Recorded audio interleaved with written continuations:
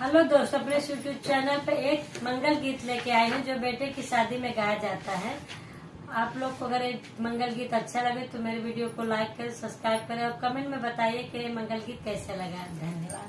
मचियाई बैठी गौरा रैया निहार नहीं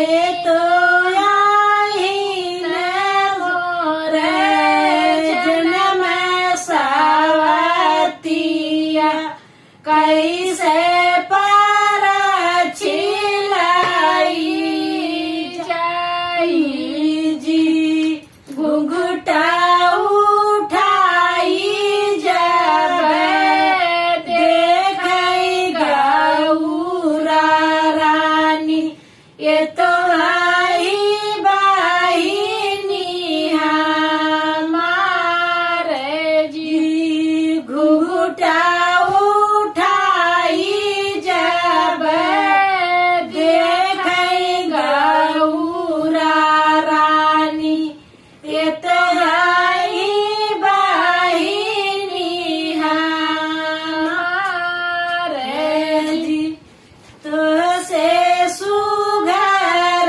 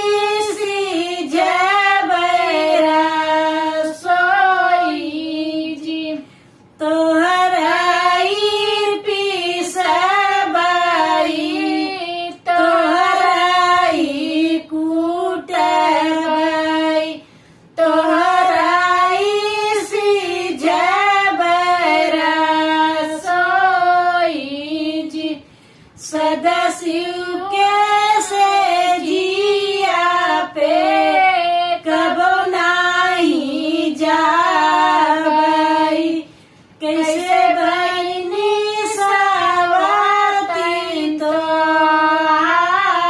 रे जी सदा शिव के से जिया पे कबो नाही जाबई कैसे